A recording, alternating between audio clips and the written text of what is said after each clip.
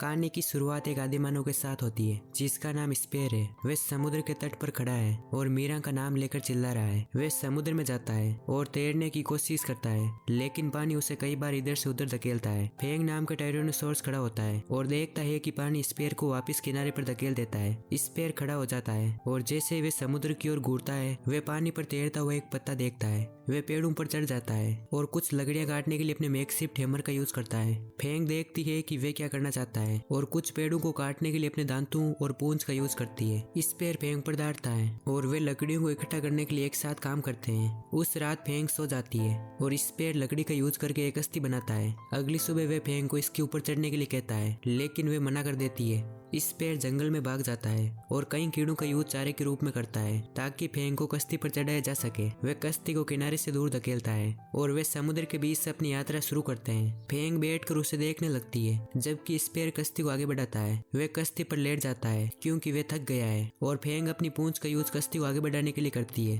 उस रात चांद के उगने पर और पानी पर उसकी रोशनी से कई समुद्री जीव कश्ती के नीचे तैरते हुए दिखाई देते हैं। स्पेयर और फेंग अजीब से शोर को सुनते हैं और जैसे ही वे जागते हैं, वे कई व्हेल मछलियों को अपने बगल में तैरते हुए देखते हैं। वे व्हेल पर चिल्लाते हैं और वे पानी के अंदर चली जाती है। अगली सुबह स्पेयर जागता है और महसूस करता है कि फेंग भूखी है। वे पानी में कूद जाता है और खाने की तलाश में इधर उधर तैरता है। वे लगातार तैरता रहता है, लेकिन उसे कोई भोजन नहीं मिल पाता। वे सांस लेने के लिए सतह पर आता है। फेंग उस पर डांटती है और वे वापस उस पर चिल्लाता है। वे कश्ती पर लेट जाते हैं जबकि सूरज की रोशनी उनकी स्किन को जलाती है। वे एक अजीब सी आवाज को सुनते हैं। स्पेयर ये देखने के लिए पानी में गोता लगाता है कि वास्तव में ये क्या है और वे एक विशाल कछुए को देखता है। स्पेयर कछुए का गला घोटने लगता है जबकि ये चारों ओर तैरता है। फेंग उस पर लात टपकाती है। वे सांस लेने के लिए सतह के ऊपर आता है और फिर से गोता लगाता है। कछुआ उस पर हमला करने की कोशिश करता है, लेकिन वे उसे चकमा देता है और उसका गला घोटना जारी रखता है। वे कश्ती के नीचे से तैरता है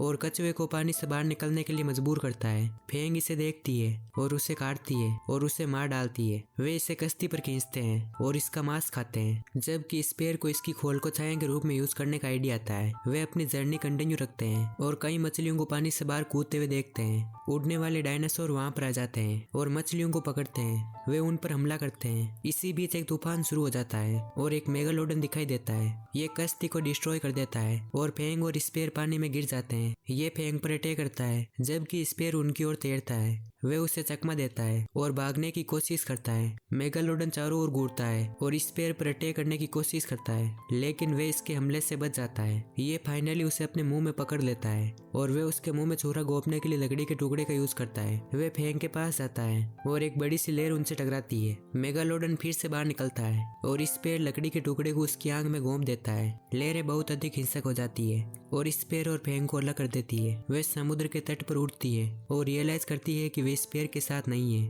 वे दौड़ते हुए समुद्र तट के चारों ओर दौड़ती है, लेकिन स्पेयर उसे नहीं मिल पाता। फेंग समुद्र तट पर बैठती है और स्पेयर के आने का इंतजार करती है। वे जंगल से एक अजीब से शोर को सुनती है और ये देखने के लिए जाती है कि वास्तव में ये क्या है। वे एक फिगर को देखती है जो स्पेयर की तरह दिख रहा है, लेकिन उसे पता चलता है कि ये एक चट्टान और एक छड़ी है। फेंग चलना जारी रखती है और रेड नाम के एक अन्य टायरोनोसोरस का सामना करती है। रेड भाग जाता है और फेंग स्पेयर की तलाश में एक चट्टान के चारों ओर घूमती है। वे उसे चट्टान पर खड़े होकर देखता है और वे वहां से चली जाती है। एक उड़ने वाली गिलहरी एक पेड़ से कूद जाती है और स्पेयर के हाथ पर बैठ जाती है। ये मच्छर को पकड़ती है और उसे खा जाती है, जबकि वे जमीन पर बेहोश पड़ा रहता है। अजीब से आदमी उसके पास आते हैं और उसे उठाकर ले जाते हैं। फेंग एक जानवर का पीछा करती है। ये उससे दूर भाग जाता है और इसी समय रेड वहां पर आ जाता है। वे जानवर को पकड़ते हैं और एक दूसरे पर घुराते हैं। रेड जानवर को जाने देता है और दूर चला जाता है, जबकि फेंग इसे खाती है। वे उसके लिए मांस का एक टुकड़ा फेंकती है। वे मांस खाता है और जानवर को खाने में उसका साथ देता है। इसी बीच मिट्टी से ढका हुआ स्पेयर एक अजीब से कमरे में जागता है। वे जमीन पर गिर जाता है और याद करता है कि कैसे उसने समुद्र में अपना हाथ तोड़ दिया था। एक अजीब सी महिला जो कि एक विच डॉक्टर है कमरे के अंदर आती है और स्पेयर कमरे से बाहर भाग जाता है। लोग देखते हैं कि वे भाग रहा है और वे उसका पीछा करते हैं, जबकि स्पेयर भाले से अपना बचाव करता है। एक ग्रामीण को पता चलता है कि स्पेयर को चोट लगी हुई है और वे डर रहा है। वे दूसरों को हमला करने से रोकता है और स्पेयर को खाना और पानी देता है। फेंग रेड के साथ चलती है और वे एक फलों वाले पेड़ के पास पहुंचते हैं। वे फल खाते हैं और साथ ही में जमीन पर पड़े पके हुए फलों को भी खाते हैं। वे फल खाते ही नशे में आने लगते हैं, लेकिन खाना जारी रखते हैं। स्पेयर विच डॉक्टर के घर में एंटर करता है और उसे अपने हाथ पर काम करने की अनुमति देता है। वे उसके हाथ पर कई बार मारती है और उस पर एक पाउडर छिड़कती है जिससे वे सो जाता है। वे उस रात उस आदमी के परिवार के साथ खाना खाता है और उसकी बेटी डर जाती है। रेड और फेंग खेलते हैं और वे कुछ जुगनू को पकड़ने की कोशिश करते हैं। स्पेर आकाश को घूरता है और चारों ओर टहलता है। वे एक भेड़िए को मांस खाते हुए देखता है और उसके पास जाता है। वे उस पर गुर्राता है लेकिन वे उसे अपना पालतू बना लेता है और वे उसका मांस आपस में बांट लेते हैं। फेंग और रेड अगले दिन जागते हैं और रेड कोहरे के बीच से चलता है। फेंग उसका पीछा करती है और वे एक बैरियर को क्रॉस करके चुपके से शहर में एंटर करते हैं। रेड इंसानों पर अटैक करता है और उन्हें खाना शुरू कर देता है। फेंग भी उसके साथ जुड़ जाती है। लोग चीखना शुरू कर देते हैं। स्पेर बाहर निकलता है और उसे देखता है। वे एक भाला उठाता है और रेड से लड़ने की कोशिश करता है लेकिन फेंग उसे रोकती है। वे फेंग की पीठ पर कूदने की कोशिश करता है लेकिन वे उसे नीचे गिरा देती है। वे लड़ना जारी रखते हैं और रेड स्पेर को खाने की कोशिश करता है। फेंग रेड को रोकती है और उसे चट्टान से नीचे गिरा देती है। वे एक स्पाइक के ऊपर गिर जाता है और फेंग उसके पास जाती है। उसने जो किया उसके लिए उसे बुरा लगता है। वे मर जाता है और फेंग दुखी होकर वहां से चली जाती है। स्पेर भी उसके साथ चला जाता है। आदमी उससे बात करने की कोशिश करता है लेकिन वे आदमी को छोड़कर फेंग के साथ चलना जारी रखता है। जैसे ही बारिश होती है स्पेर और फेंग जंगल में बैठ जाते हैं। स्पेर उसे रेड की मौत का दिलासा देता है लेकिन वे उससे अनदेखा कर देती है। वे खड़ा होता है और कहीं और बैठ जाता है। वे फाइनली उसके पास चली जाती है। वे जंगल के बीच से चलते रहते हैं जबकि बारिश होती रहती है और उन्हें एक गुफा दिखाई देती है। वे सावधानी से गुफा में एंटर करते हैं और स्पेर आग जलाता है। वे देखता है कि गुफा और भी गहरी है और वे एक छड़ी जलाता है और अंदर चला जाता है। उससे दीवार पर पेंटिंग्स मिलती है। वे एक पेंटेड हाथ को देखता है और उसकी तुलना अपने हाथ से करता है। स्पेर फेंग के पास चला जाता है और बैठ जाता है। अगले दिन स्पेर गुफा से बाहर निकलता है और मुस्कुराता है क्योंकि वे देखता है कि जंगल बहुत सुंदर है। वे मनुष्यों को खेतों में जानवरों का शिकार करते हुए देखता है और गुफा वाली पेंटिंग्स को याद करता है। स्पेर चलना जारी रखता है और एक पुराने गांव को देखता है। वे इसे देखता है और उस टाइम की कल्पना करता है जब इंसानों ने इसे बसाया था। स्पेर एक भाला उठाता है और एक जानवर को पकड़ता है। वे उससे गुफा में ले जाता है और जमीन पर गिरा देता है। उस रात स्पेर गुफा से बाहर निकलता है और वही रिचुअल करता है जो उसने मीरा को करते हुए देखा था। वे एक उल्लू को घूरता हुआ देखता है और उसे दूर भगा देता है। बाद में स्पेर और फेंग जागते हैं क्योंकि उन्हें एक अजीब सी आवाज सुनाई देती है। एक भालू अपनी पीठ पर एक आदमी के साथ वहां पर आ जाता है और वे उन पर गुर्राता है। फेंग भालू पर दाड़ती है और गुफा उखड़ने लगती है क्योंकि वे एक दूसरे पर लगातार दाड़ते रहते हैं। एक और भालू गुफा के एंट्रेंस के पास छिप जाता है और जब स्पेर बाहर आता है तो वे उसे खरोंचता है। फेंग भालू पर दाड़ती है जबकि स्पेर जमीन पर पड़ा हुआ है। वे खड़ा होता है और लड़ने की तैयारी करता है। वे इंसानों और भालू पर अटैक करते हैं और स्पेर आसानी से आदमी को मार देता है। फेंग भालू को मार देती है और दूसरा आदमी लड़ने के लिए तैयार होता है। स्पेर आदमी की ढाल पर सिंबल देखता है और महसूस करता है कि मीरा के सिर पर भी यही सिंबल था। आदमी देखता है कि वे लड़ाई नहीं जीत सकता और वहां से भाग जाता है। वे दौड़ते हुए अपना हेलमेट उतार देता है लेकिन लड़खड़ा जाता है और जमीन पर गिर जाता है। वे छिप जाता है और स्पेर और फेंग को जंगल से निकलते हुए देखता है। वे भागने की कोशिश करता है लेकिन स्पेर उस पर अपना भाला फेंकता है जो सीधा उसके पैर में जाकर लगता है। वे मीरा का नाम आदमी से कहता है लेकिन वे खड़ा हो जाता है और स्पेर से लड़ता है। फेंग आदमी को पकड़ लेती है और उसे खा जाती है जबकि स्पेर उसकी तलवार उठा लेता है। वे इसके साथ प्रैक्टिस करता है और रियलाइज करता है कि ये इसे पसंद करता है। वे एक फुटप्रिंट को देखते हैं और उससे फॉलो करने का फैसला करते हैं। स्पेर और फेंग जंगल के बीच से भागते हैं और एक कस्बे में पहुंचते हैं। वे उसे जंगल में रहने का निर्देश देता है जबकि वे शहर में एंटर करता है और मीरा को ढूंढता है। स्पेर शहर के बीच से चलता है और एक बिल्डिंग में कई गुलामों को देखता है। स्लेव घबरा जाते हैं लेकिन मीरा उसे देखती है और गले लगा लेती है। वे उसके साथ जाने की कोशिश करता है लेकिन वे दूसरे गुलाम लोगों को छोड़ने से मना कर देती है। स्पेर मीरा और अन्य लोगों के साथ इमारत से बाहर चला जाता है। वे कोहरे से आने वाली गुर्राहट की आवाज को सुनता है और लड़ने के लिए तैयार हो जाता है। कई लोग भालू पर सवार होकर शहर पहुंचते हैं। गुलाम उन्हें देखते ही घुटने टेक देते हैं लेकिन स्पेर लड़ने के लिए तैयार हो जाता है। भालू पर बैठा एक आदमी देखता है कि स्पेर उसकी कॉमरेड तलवार पकड़े हुए है और वे चिल्लाता है। आदमी स्पेर के पास जाते हैं। वे उस पर अटैक करने की तैयारी करते हैं लेकिन भालू कुछ सूंघते हैं और अनकंफर्टेबल हो जाते हैं। स्पेर मुस्कुराता है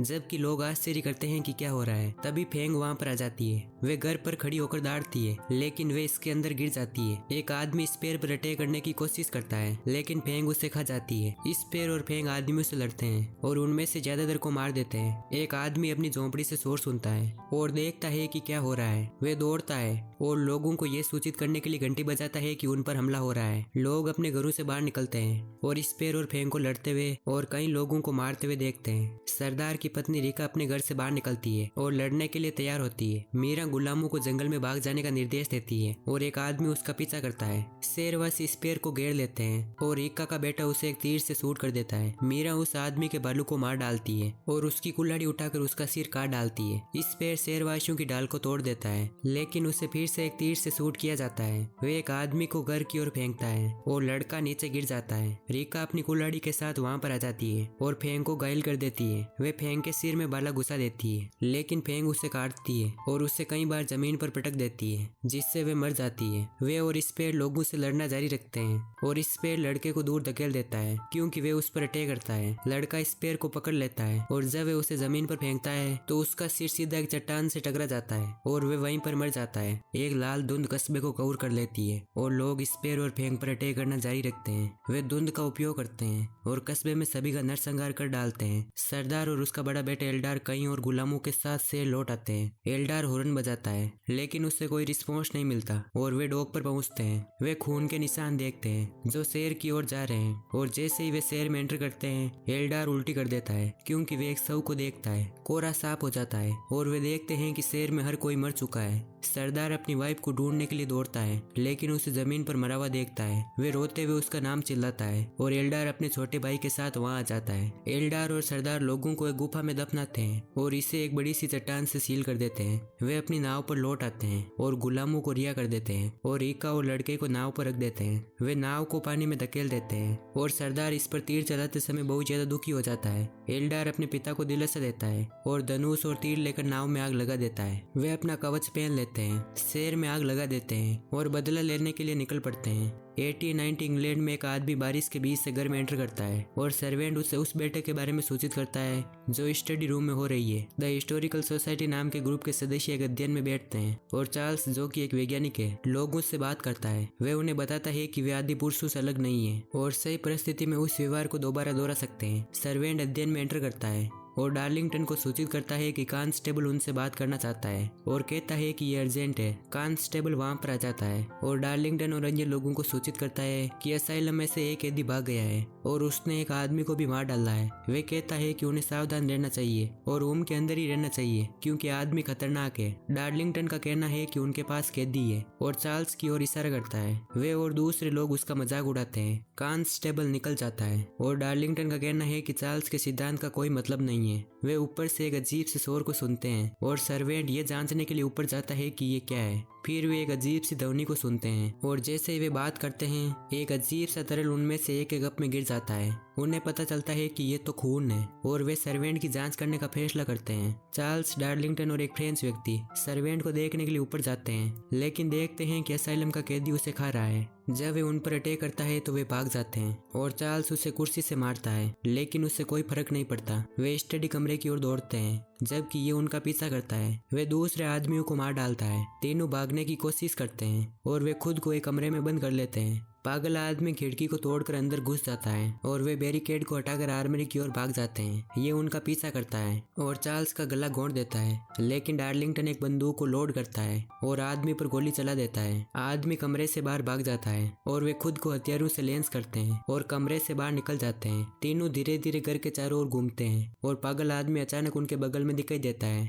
डार्लिंगटन उसे गोली मारने की कोशिश करता है, लेकिन वे चकमा देता है और उन पर अटैक करता है। वह आदमी को पकड़ लेता है और उसे ढाल के रूप में इस्तेमाल करता है। पागल आदमी उन पर हमला करने की कोशिश करता है, लेकिन डार्लिंगटन उसे गोली मार देता है और उससे घायल कर देता है। चार्ल्स और डार्लिंगटन उसे खोजने के लिए स्टडी रूम में एंटर करते हैं। पागल आदमी छत से एंटर करता है और उन्हें जमीन पर गिरा देता है। डार्लिंगटन खड़ा हो जाता है। वह अपनी शर्ट उतारता है और पागल आदमी से लड़ता है। चार्ल्स हैरान हो जाता है और एक पोस्टर देखता है जो कहता है कि डार्लिंगटन एक बॉक्सिंग चैंपियन है। डार्लिंगटन उस आदमी को कई बार गुस्सा मारता है, लेकिन वह आदमी उसका गला घोंटने लगता है और चार्ल्स उसकी मदद करता है। डार्लिंगटन आदमी को एक तीर से मारता है और वे एक पॉन्ड में गिर जाता है। वे बगीचे में एंटर करते हैं और आदमी कुछ फूलों के साथ वहां आ जाता है। वे उन पर फ्लावर पॉट फेंकता है। वे डार्लिंगटन को जमीन पर गिरा देता है और चार्ल्स को पीटता है। वे चार्ल्स को खाने की कोशिश करता है, लेकिन डार्लिंगटन एक बड़ी सी हड्डी उठाता है और उसे मारता है। वे अपनी शर्ट उतार देता है और पागल आदमी से एक जंगली की तरह लड़ता है। वह छड़ी से आदमी पर कई बार वार करता है और अंत में उसके सिर पर वार करता है, जिससे वह मर जाता है। चार्ल्स जो भी हुआ उसे देखता है और जश्न मनाता है। डार्लिंगटन को रियलाइज होता है कि चार्ल्स सही था।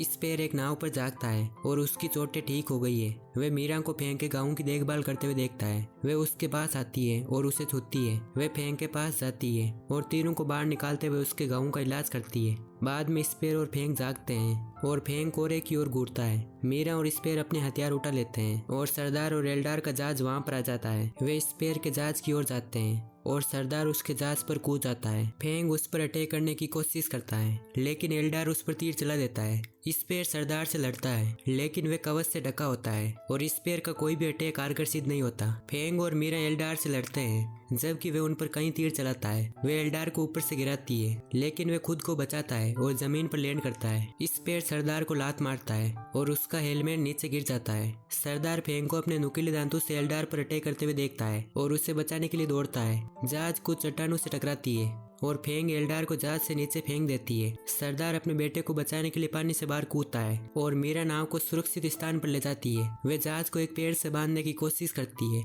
और फेंग और स्पेयर उसकी मदद करते हैं। फेंग अचानक जंगल में भाग जाती है और वे उसका पीछा करते हैं। वे उसे देखते हैं, जबकि वे मिट्टी पर कुछ पत्ते इकट्ठा करती है और स्पेयर को पता चलता है कि वे अंडे देना चाहती है। वह जश्न मनाता है और घोंसला बनाने में उसकी मदद करता है। सरदार अपने बेटे को पानी से बचाता है और उसके गाँव की देखभाल करता है। वह उस रात आग को घूरता है और इसमें एक राक्षस को देखता है। वे जागता है और एल्डार को एक जानवर को लाते हुए देखता है। वे एक धारा के पास खड़े होते हैं और कुछ पक्षियों की चीख सुनते हैं और सरदार को एक आइडिया आता है। फेंग अपने घोंसले के चारों ओर चलता है और 3 अंडे देता है, जबकि स्पेयर और मीरा उसे देखते हैं। स्पेयर अंडों को छोड़ने की कोशिश करता है, लेकिन वे उसे ऐसा नहीं करने देती। सरदार और एल्डार एक चट्टान पर चढ़ते हैं और कुछ बड़े पक्षी उनके चारों ओर उड़ते हैं। एल्डार पक्षी पर कूद जाता है, जबकि सरदार चट्टान पर चढ़ जाता है। वे पक्षी की गर्दन पर रस्सी बांध देता है और वे और उसका बेटा पक्षी को वश में कर लेते हैं। स्पेयर फेंग के लिए मछली पकड़ता है, जबकि मीरा जहाज को ठीक करती है। एल्डार और सरदार पक्षियों पर बैठकर वहां जाते हैं और उन पर अटैक करते हैं। फेंग अपने अंडों को पक्षियों से बचाती है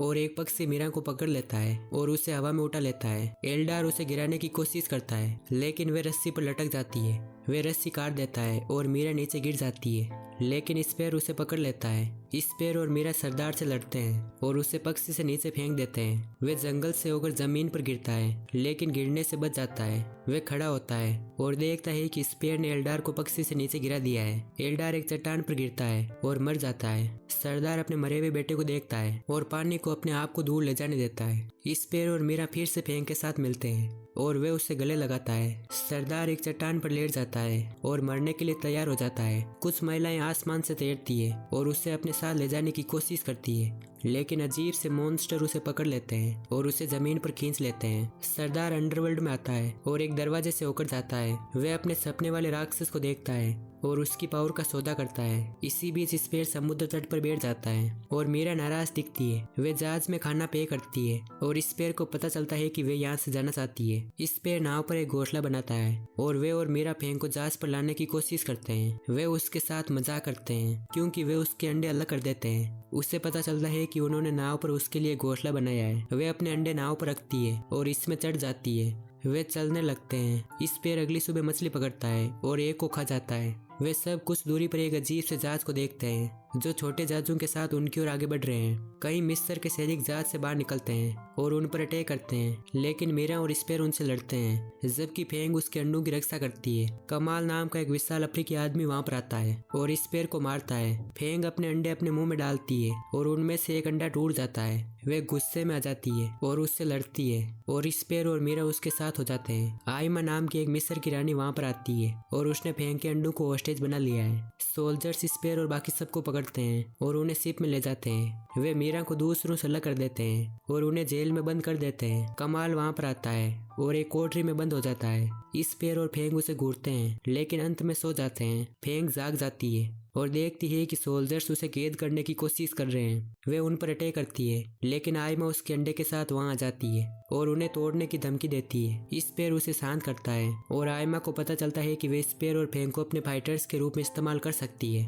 सोल्जर्स स्पेयर और फेंग को एक जहाज में रखते हैं, जबकि वे युद्ध के मैदान में जाते हैं। जहाज खुलता है और कमाल और सैनिक जहाज को छोड़ देते हैं। स्पेयर और फेंग उस युद्ध को देखते हैं और लड़ाई में शामिल हो जाते हैं। स्पेयर एक टावर पर चढ़ जाता है और शहर की रक्षा करने वाले तीरंदाजों को मार डालता है। फेंग सैनिकों को शहर में घुसने में मदद करता है। वे और अधिक सैनिकों पर अटैक करते हैं और उन्हें मार डालते हैं। राजा वहां पर आ जाता है और जब स्पेयर और फेंग दौड़ते हैं तो वे डर जाता है।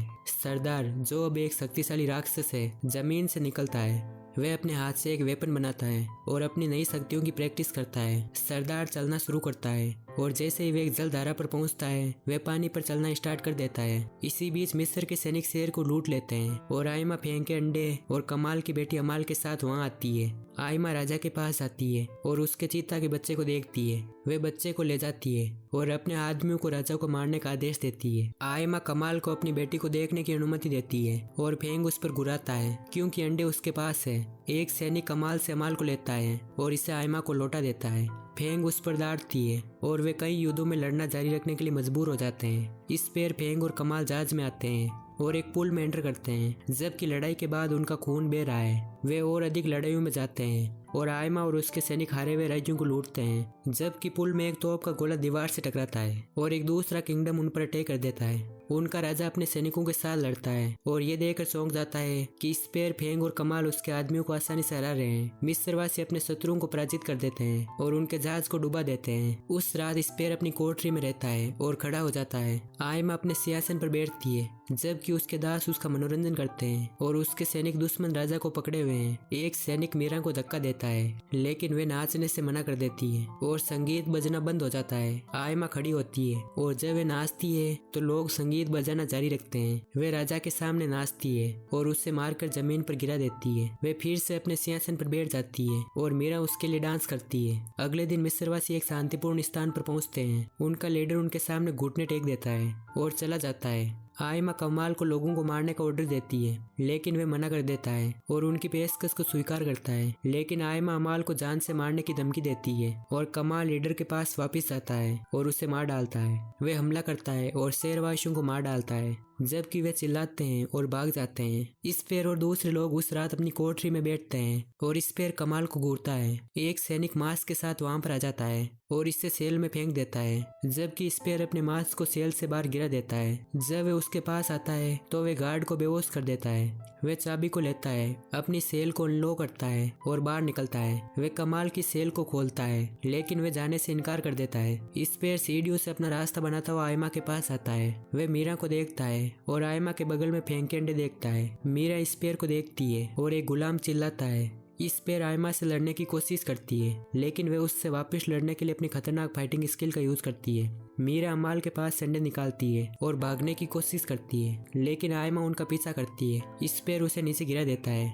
और सैनिकों पर अटैक करता है। वे एक सीढ़ी से नीचे अपना रास्ता बनाते हैं और बच्चे अंडे से बाहर आ जाते हैं। स्पेयर और मीरा सैनिकों से लड़ते हैं। आयमा मीरा को पंच मारती है और उससे डायनासोर के बच्चे ले लेती है। फेंग अपने बच्चों की आवाज सुनता है और पिंजरे से बाहर निकलकर सोल्जर्स पर अटैक कर देता है। आयमा बेबी डायनासोर को मारने की धमकी देती है और कमाल बाहर निकलता है और देखता है कि क्या हो रहा है।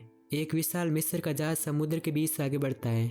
आयमा बेबी डायनासोर को जंजीरों में जकड़े हुए हैं जबकि स्पेयर और फेंग को भी जंजीरों से बांधा गया है। कमाल एक कुल्हाड़ी के साथ उनके सामने खड़ा हो जाता है और उन्हें मारने का आदेश दिया जाता है। वे कुल्हाड़ी उठाता है और फेंग को मारने के लिए तैयार होता है और वे अपनी आंखें बंद कर लेती है। कमाल अमाल की ओर देखता है और याद करता है कि जब वे अपने गाँव में थे तो उसने उसे एक मकड़ी को मारने से रोक दिया और उससे फ्री कर दिया। जाइंट अफ्रीकी शांति प्रिय लोगों की एक जनजाति है जो सद्भाव से रहते हैं। उन पर अचानक आयमा और उनके सैनिकों द्वारा अटैक कर दिया जाता है और कमाल अमाल को अपनी पीठ पर बैठा लेता है। वे लड़ता है और कई सैनिकों को मार डालता है। आयमा तेजी से अमाल को उसके कंधे से उतार लेती है और उसे जान से मारने की धमकी देती है। वे उसके सामने घुटने टेक देता है। जैसे वे कुल्हाड़ी पकड़ता है वे फेंग को फ्री करने के लिए इसका इस्तेमाल करता है और आयमा को मारने के लिए वे इसे इसकी ओर फेंकता है। आयमा कुल्हाड़ी को चकमा देती है और डायनासोर के बच्चे अपनी माँ के पास दौड़ते हैं। स्पेयर कंक्रीट स्लैब को हटा देता है जो चेन से जुड़ा होता है और इसका उपयोग सोल्जर से लड़ने के लिए करता है। मीरा अपने पैरों का इस्तेमाल चाबी निकालने और खुद को फ्री करने के लिए करती है। वे स्पेयर को रिलीज करती है और आयमा को गुस्सा आ जाता है और वे खड़ी हो जाती है। आयमा एक विशालकाय गन की ओर दौड़ती है और इससे फेंग की ओर चलाती है। लेकिन वह चकमा देने में कामयाब हो जाती है। वे स्पेयर वाले गन की ओर दौड़ती है, लेकिन स्पेयर उसे धक्का दे देता है। वे एक वेपन उठाता है और उससे फाइट करता है। कमाल अमाल के साथ दौड़ता है और वे उसे एक कमरे में ले जाती है। उससे पता चलता है कि उसके लोग विशाल पेडल का यूज करके शिप को चलाने के लिए मजबूर है। स्पेयर आयमा से लड़ता है, जबकि मीरा और फेंग सैनिकों से लड़ते हैं। बेबी डायनासोर में से एक को तीर लगता है और मीरा इसे उठाती है और शिप से बाहर कूद जाती है। स्पेयर और फेंग उसका पीछा करते हैं और शिप से बाहर कूद जाते हैं, जबकि आयमा चिल्लाती रह जाती है। कई सारे सोल्जर्स कमाल पर अटैक करते हैं और वे उन्हें नीचे गिरा देता है। वे उनसे फाइट करता है और अपनी आज़ादी के लिए लड़ने के लिए इंस्पायर होता है। इसी बीच स्पेयर और बाकी सब तैर कर दूर चले जाते हैं, जबकि विशाल पेडल उनकी ओर आगे बढ़ते हैं। पेडल हिलना बंद कर देते हैं और कमाल देखता है कि उसके लोग लड़ रहे हैं और सैनिकों को हरा रहे हैं। स्पेयर एक छोटे से जहाज में एंटर करता है और सैनिकों को मार डालता है। वह शिप को चलाने वाले गुलामों को आजाद करता है। आयमा सीढ़ियों की ओर जाती है, लेकिन जाइंट अफ्रीकन बाहर निकलकर उन पर अटैक कर देते हैं। कमाल उसके पास जाता है और वे उससे लड़ने की कोशिश करती है, लेकिन वे उसे आसानी से हरा देता है। वे उसे उठाकर जहाज के किनारे तक ले जाता है और उसे नीचे फेंक देता है। आयमा स्पेयर के शिप पर लैंड करती है और इम्पैक्ट से मर जाती है।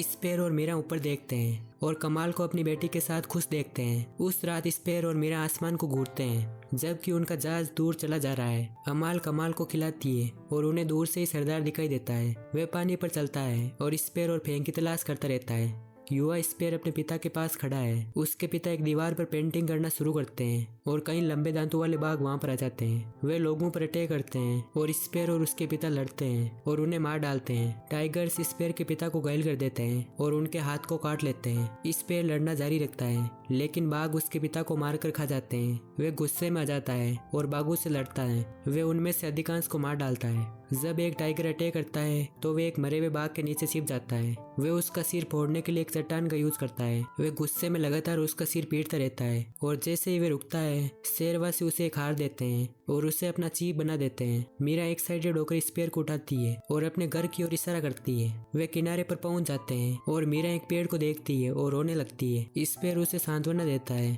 और उसे याद आता है कि कैसे वे अपने दोस्त के साथ मस्ती करती थी और उससे प्यार करती थी। एक दिन एक अजीब आदमी वहां पर आ जाता है और उन पर अटैक कर देता है। वे उसका अपहरण कर लेते हैं और उसकी सहेली अमरा को मार डालते हैं। वे उसके सिर के बाल काटकर उसे गुलाम बना देते हैं। जहाज एक तूफान में एंटर करता है और एक कुल्हाड़ी उसके सामने गिर जाती है। वे अपने हाथों से बंधी हुई जंजीर को काट देती है। वे पानी में कूद जाती है और वहां से भाग जाती है। मीरा रोती रहती है और फेंग और उसके बच्चे नाव को छोड़ देते हैं, जबकि बच्चे तैरना सीखते हैं। स्पेयर और बाकी सब जमीन पर चलते हैं और एक गुफा में पहुंचते हैं। उस रात मीरा प्रार्थना करती है और स्पेयर उसके साथ जुड़ जाता है। अगली सुबह फेंग अपने बच्चों को स्पेयर के पास रखती है और गुफा को छोड़ देती है। वे भोजन की तलाश में घूमती है और एक तालाब में नहाती हुई महिला के पास आती है। महिला फेंग को देखती है और चिल्लाती है। मीरा और स्पेयर चीख को सुनते हैं और फेंग के पास दौड़ते हैं। मीरा फेंग को महिला पर अटैक करने से रोकती है और रियलाइज करती है कि महिला उसकी सहेली अमारा है। वे फिर से गले मिलते हैं और अमारा उन्हें अपने गांव ले जाती है। स्पेयर फेंग और बच्चे कस्बे में एंटर करते हैं और निवासी डर जाते हैं। मीरा उन्हें शांत करती है और चीफ से मिलती है, जो उसकी वापसी के लिए जश्न मनाता है। कस्बे के लोग उस रात एक आग के चारों ओर बैठ जाते हैं और एक प्रदर्शन देखते हैं। वे झुकते हैं जबकि कोई चांद के रूप में ड्रेस पहना हुआ डांस करता है। मीरा उन्हें खाली इमारत में ले जाती है और फेंग दीवार को तोड़ देती है। वे अपने बच्चों के साथ सो जाती है, जबकि स्पेयर जागता रहता है। वे दीवार पर ड्राइंग बनाना शुरू करता है और अंत में सो जाता है। मीरा अगले दिन बिल्डिंग में एंटर करती है और दीवार पर ड्राइंग को देखती है। वे स्पेयर को सोते हुए देखती है और उसके लिए उसे बुरा महसूस होता है। स्पेयर बैठता है और देखता रहता है, जबकि फेंग चारों ओर घूम रही है। सरदार के आते ही कस्बे के लोग चिल्लाने लग जाते हैं और स्पेयर फेंग पर चढ़ जाता है और उसके पास दौड़ता है। सरदार एक हथियार बनाता है और उन पर हमला करते समय चिल्लाता है। वे भाग जाते हैं, लेकिन वे एक सांप में बदल जाता है और एक पहाड़ी पर उनका पीछा करता है। वे फेंग के शरीर में आग लगा देता है, लेकिन स्पेयर उसे धक्का देता है और वे पहाड़ी से नीचे गिर जाते हैं। मीरा उसके पास आती है और उसके शरीर से आग बुझाने की कोशिश करती है। तभी मॉन्स्टर वहां पर आ जाता है और सरदार को अंडरवर्ल्ड में ले जाता है। मीरा मदद मांगती है और वे स्पेयर को बिल्डिंग में ले जाते हैं। डाइन डॉक्टर स्पेयर का इलाज करती है, लेकिन वे गंभीर रूप से घायल हो जाता है। फेंग जोर से रोती है और वे और उसके बच्चे कमरे से बाहर निकल जाते हैं। स्पेयर मीरा का नाम लेता है। वे ड्राइंग को देखती है और रियलाइज करती है कि स्पेयर उससे प्यार करता है। मीरा स्पेयर के ऊपर हो जाती है और उसके साथ संभोग करती है। सालों बाद फेंग और उसके बच्चे घूमते हैं और मीरा उनका पीछा करती है। मीरा और स्पेयर की बेटी उन बच्चों में से एक के ऊपर बैठती है। वे एक भाला पकड़ती है और डायनासोर की दाढ़ के साथ जोर से चिल्लाती है। इस तरह इस शानदार कहानी का यही एंड हो जाता है।